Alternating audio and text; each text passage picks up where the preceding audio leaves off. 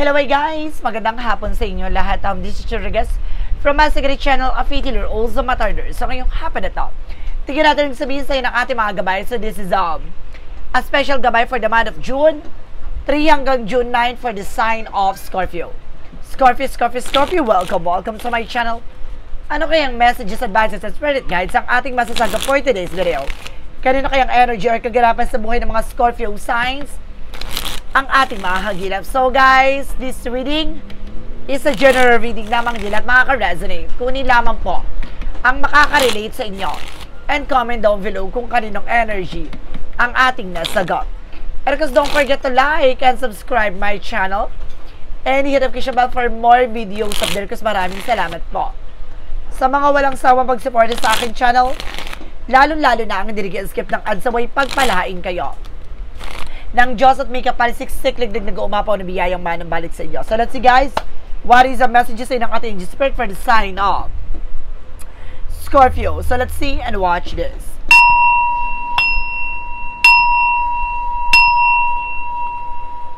Angel spirit guide, please give me information kung ano kayong sabihin sa inyo ng ating mga baraha.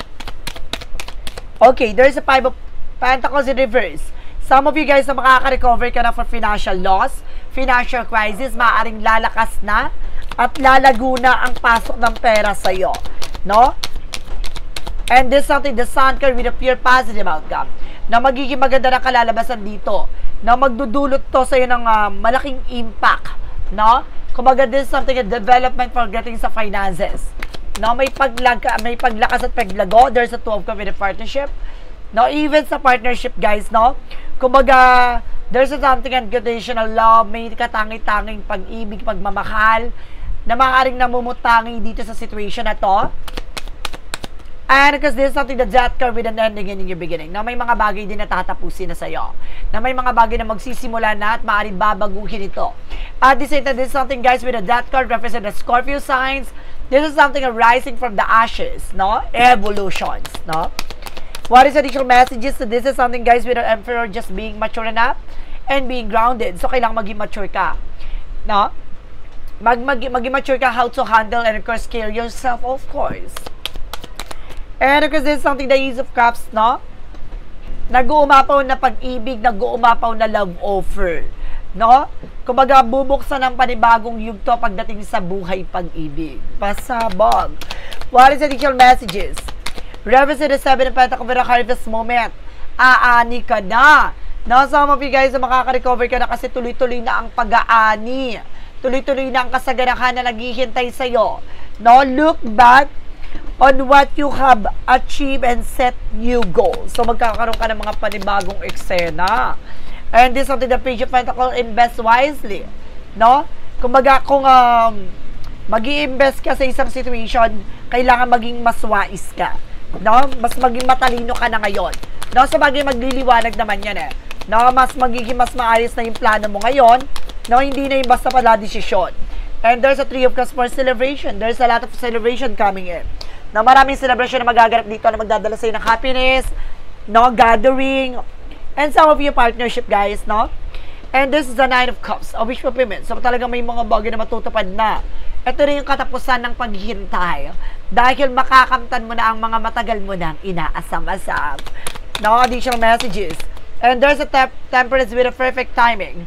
So this is the moment guys, no? Para ipagkaloob na sa'yo yung matagal mo nang hangarin at pangarap. And there's a 8 of Swords guys, no? Sinasabi dito, there's a lot of toxic and negativities around you. Now, it seems na maaaring nakablock ka sa situation at or maaaring, pagdating sa love life, guys, na maaaring you're being single. No? Or either, guys, lagi ka na sasawi, lagi ka na bibigo. Bakit? Let's see. And there's a 2 of Wands, you have the power to choose. No, ikaw yung bagay, ikaw yung pipili sa mga bagay na makakabuti sa'yo. No, at the same time, this is the Page of Wands. May magandang balita. May magandang impormasyon na maaari mong mata mo. No, ang hinihintay mo ay maaari nang mo nang makuha. No, makatanggap ka ng tawag, mensahe, messages, phone calls, and email. And this is something guys with a 4 of Wands, something celebration. There's something high level commitment. So some of you maaaring ikakasal na maaaring mas lumago ang inyong pagsasama, no, ang inyong pag-iibigan. Now, what is additional messages? And there's a 3 of Wands. The waiting is over, no? Some of you, kung may hinihintay ka, there's a possible na dumating na, no? Makuha mo na, no? And this is something the Knight of Swords. Some of you nagkakaroon ka anxiety, sleepless night, kailangan mo ng respeto at disiplina sa sarili mo. No? Huwag ka masyadong madali, huwag kang urat, no? What is the additional messages? And there's a 10 of Cups with happiness. So some of you guys na napapalibutan ka ng mga inggitera sa paligid mo. Especially mga kapitbahay mong insecure sa'yo. No? Mga taong naiinggit sa iyong relasyon. What is the additional messages? Pagdating naman tayo sa outcome. For the outcome, there's something with the word card. There's something trouble. And success. Na magsasuccess ka dito guys. Na pagdating sa yung sarili, sa finances, lalago na to. And because this is something, the Four of Pentacles, na protection at pangalagaan mo yung grounds mo. No, even your territory and finances. Invest wisely ha.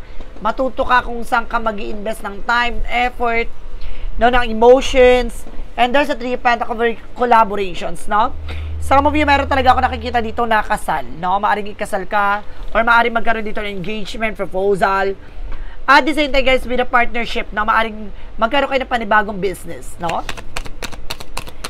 And of course, there's something that Knight of Swords, bibilis ang takbo ng sitwasyon, no? Dahil dati naging mabagal, ngayon ito nagpabilisan ng pabilis. And there's a Devil card, no? There's something, guys, with a Devil para mag-isip ka, no? Dahil kasi para ma-stress ka, kumbaga sinasabi dito, limitahan mo yung mga negativity sa utak mo. Now, what is additional messages? And there's a 3 of Swords, something pain. Sabi ko na nga ba, may nai-insecure sa'yo eh. Marami naiinggit sa inyong relasyon eh. Now, mayroon sumisira ng isip mo at maaring ng eksena niyong dalawa. No? So, let's see what is additional messages tayo. Pagdating sa finances and career, love life, at kalusugan. Alamin na natin yan guys, so let's watch this. Let's see what is additional messages for finances and career. So, there's a Knight of Wands for slow and steady. No, mahinakan at mabagal dito, pero sinisigurado yung pagkakalob sa'yo. No, at the same time, this is something the Queen of Cups, something emotional killing. No, magiging kalmado na ang sitwasyon, magbabago na ang ikot ng kapalaran para sa'yo. No? Additional messages. And there's a high for lesson learned, so something education. So, kailangan matuto ka na. No, ano naman yung mga bagay na pinagdaanan mo, naranasan mo, isang daan to para matuto ka na sa mga leksyon, mga naranasan mo. So, let's see what is additional messages. And there's a 2 of Pentacles with a balance. So, kailangan mo maging balance, physical, mental, and emotional. No, para makapag-isip ka na maayos pagdating dyan sa trabaho, negosyo, hanap buhay mo. So, there's something Ace of Pentacles. So, see, may malaking offer talaga na paparating. There's something, a big shit and big money coming in. I told you. Now, there's a 6 of Wands for ipapanalo mo to. Now, there's a victory and success. Na magtatagumpay ka, kailangan mo malang maging balance how to handle and care your financial resource of income.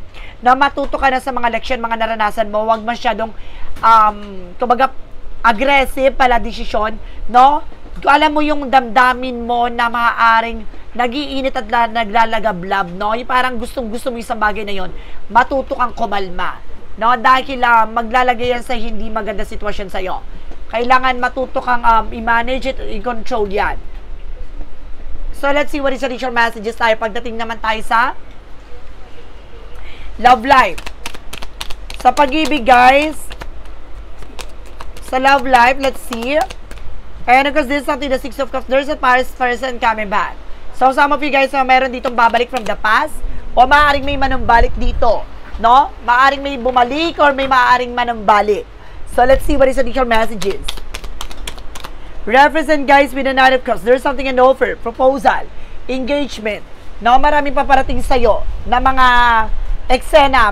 There's an apology. No? May taong babalik from the past.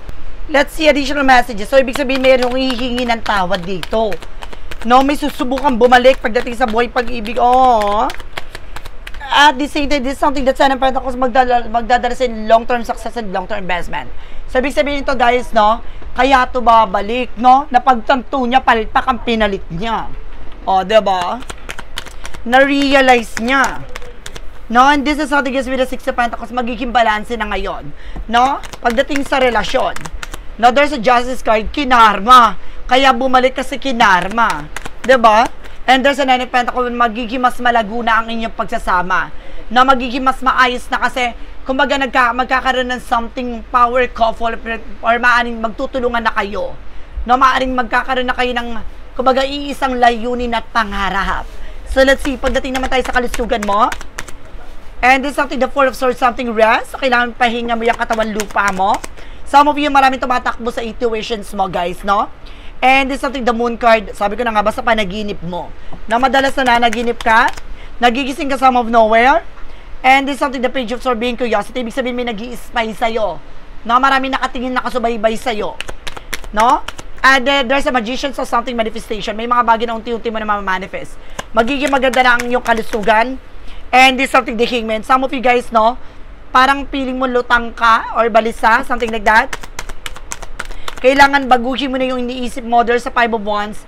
Maraming, kumbaga, kalaban mo na maaring may gumagawa talaga na hindi maganda sa'yo. Kailangan mong mag-pay attention dito. No? So, let's see what is the additional messages tayo. With an angel spirit, pagdating naman tayo sa magical fair messages and advices. And of course, sa pick a card, yes or no. Kung bago ka sa channel ko, don't forget to like and subscribe my channel and hit notification bell for more videos update. The request for get more information, guys, no? With a pick a card, yes or no, pwede tayo magtanong. Isa lang ang magiging sagot. 1, 2, or 3. The request, guys, kung ang sagot mo ay number 1, the request comment down below. So, kung ang sagot mo number 2, alam mo na yan. So, guys, let's see and watch this. With the magical fair messages to represent what? With the magical fair messages, represent with the walking away. So, may mga bagay na kailangan mo na talikuran, tigilan, tantanan, no? Kailangan mo lumayo at lumayos dyan sa mundong ginagalaw ng punong-puno na negatibo. And there's an admit your true to feelings to yourself. Kailangan mo tanggapin sa sarili mo, no? At maging, kumbaga, maging totoo ka sa sarili mo, sa nararamdaman mo. And there's a goodbye to the old, hello to the new.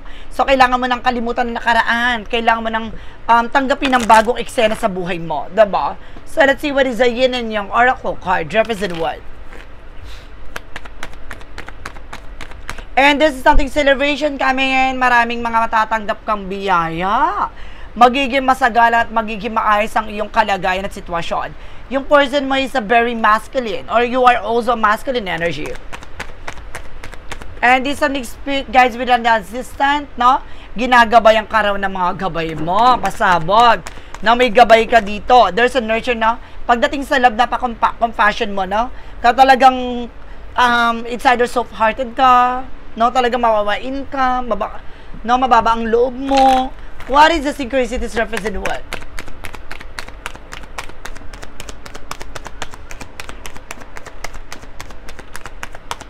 And represent with the silence.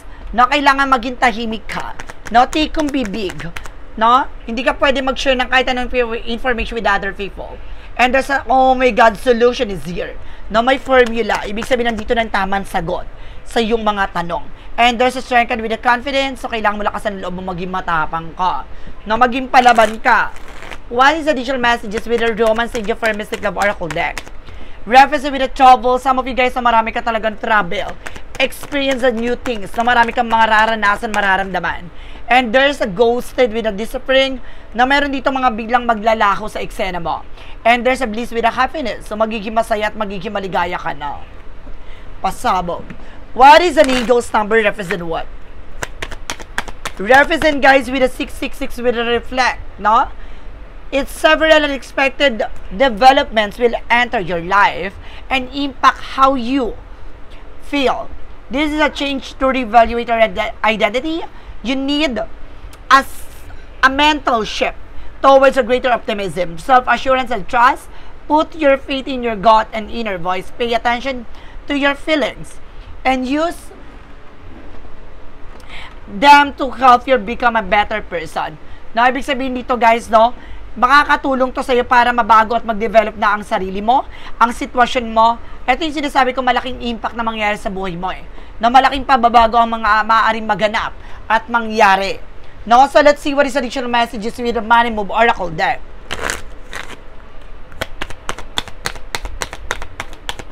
And there's a public face, no?